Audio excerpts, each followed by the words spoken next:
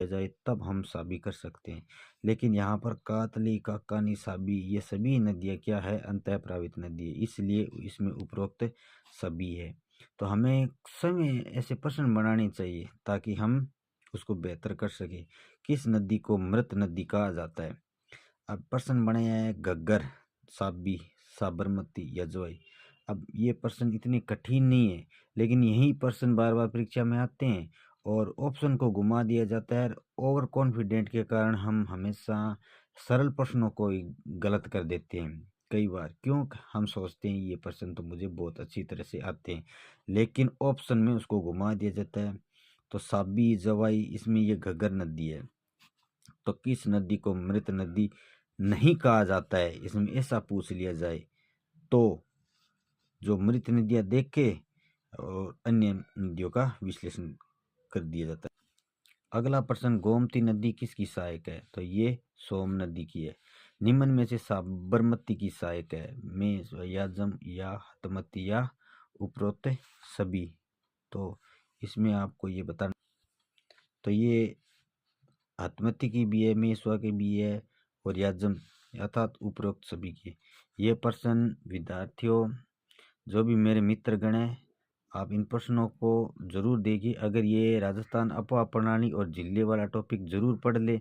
पढ़ने के बाद में ये प्रश्न इतने कम नहीं है, इन्हीं प्रश्नों से हम ज़्यादा प्रश्न बनाए तो हमारा टॉपिक क्लियर हो जाता है। तो मेरा कहने का उद्देश्य है, आजकल ज़्यादातर विद्यार्थी वस्तुनिष्ठ प्रश्नों को ही देखना चाहता है कि कैसे प्रश्न बनाए गए हैं। तो ये जो प्रश्न बनाएंगे ना, ये बहुत ही अच्छे प्रश्न बनाएंगे और इन्हीं में से आप जरूर देख लें। हर एग्जाम में आया हुआ प्रश्न है और बार बार आया हुआ प्रश्न है। विशेष तक जो विद्यार्थी, जो भी मित्रगण इस वीडियो को देख रहे हैं, वो शुरू से अंत तक जरूर देखना और इसका जो अगला भाग भी हम लेकर आएंगे वो इससे बेहतर बताने की कोशिश की जाएगी। तो आप हमारे वीडियो को जरूर देखना। अगला प्रश्न,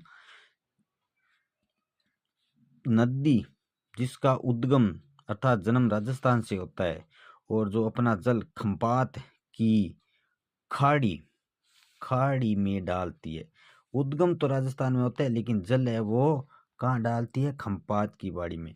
तो इसका लूणी लूणी राजस्थान में है उद्गम। जवाई भी है, कोठारी भी है, लेकिन खंपात में डालने वाली जो जल है वो है साबरमती। वन की आशा किस नदी को कहा जाता है? वह से वन, बा से बाण, गंगा, बनास, मोरल। तो वन वन अर्थात बनास, वन की आशा बनास, वन्नास वन्नास। तो इस प्रकार आप इसको भी याद कर सकते हो। वन की आशा बनास नदी को कहा। माही नदी की सहायक नदी है बेड़च, जवाई, कोठारी। तो वो जाखम है। तो आपको ये ध्यान में है जाखम नदी।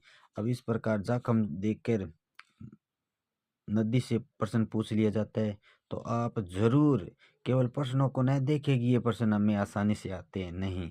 आपको ये दोनों कहने का मतलब है उत्तर और प्रश्न यही देखें, क्योंकि इन्हीं में से एग्जामिनर है वो हमेशा प्रश्न बनाता है। राजस्थान की सबसे लंबी नदी कौन सी है जो पूर्णतः राजस्थान में बहती है? अब एक बार ये प्रश्न पूछा जाता है राजस्थान की सबसे लंबी नदी, लेकिन वो पूर्णतः राजस्थान में नहीं बहती है। लेकिन पूर्णतः राजस्थान राज्य में बहने वाली जो सबसे लंबी नदी है वो कौन सी है? चंबल है। और बनास है वो क्या है? राजस्थान में बहने वाली नदी है। निम्न में से कौन सी नदी सांबर झील में गिरती है? कांतली, पेंदा, पांसी, बांडी। तो सांबर झील में कौन सी नदी गिरती है? पेंदा। राजस्थान में प्राचीन काल में कौन सी नदी प्रवाहित? प्राचीन काल में जो पुराने समय में जो नदी बहती थी ना प्राचीन काल में, वो नदी है आपकी सरस्वती नदी। ये आपको ध्यान में है। और सरस्वती नदी है वो कब से राजस्थान में बहने वाली नदी है? तो ऐसा प्रश्न यहाँ पर प्राचीन काल, और प्राचीन काल से बहने वाली सरस्वती। चूलिया जलप्रपात किस नदी? च से चूलिया, च से चंबल अर्थात चंबल जलप्रपात। चूलिया जलप्रपात है वो चंबल नदी पर है। इस प्रकार भी आप ध्यान में रख सकते हो। अगला प्रश्न, निम्नलिखित में से कौन सा युग्म सही है? कोठारी, लूनी, जाखम, माही, बाण, गंगा, चंबल। ये नहीं है, सूखड़ी भी नहीं है, कोठारी भी नहीं है, लेकिन जाखम माही है वो हमने पहले पढ़ा था यहाँ पर। माही नदी की सहायक नदी है कौन सी है? जाखम। तो यहाँ पर ये जाखम और माही दोनों दिया हुआ है, इसलिए ये ऑप्शन बिल्कुल सही है। अगला, निम्न में से कौन सी नदी कोटा जिले में नहीं है? आहू, नीमबाज, परवन, पिपलाज।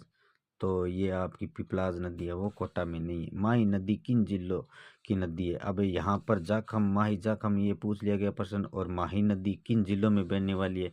तो बूंदी टोंक में नहीं है, चित्तौड़गढ़ में नहीं है, कोटा झालावाड़ में नहीं है, ये कहाँ पर है? डूंगरपुर और बांसवाड़ा में। राजस्थान की सबसे बड़ी मीठे पानी की झील कौन सी है? सिलीसेड, नक्की, अन्ना सागर।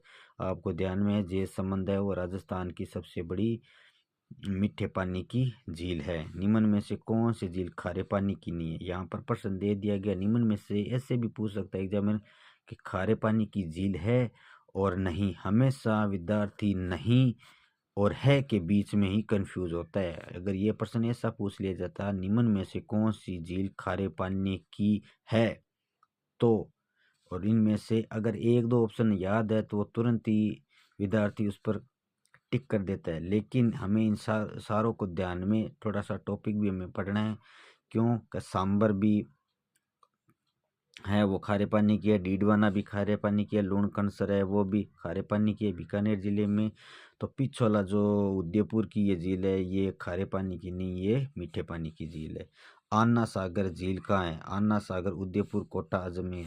तो अजमेर, आन्ना सागर देखने के लिए इस प्रकार की हम ध्यान रख सकते हैं। ये थोड़ा सा अजमेर, ऐसे अजमेर, आ से आन्ना, अजमेर आन्ना सागर झील, अर्थात अजमेर आना सागर।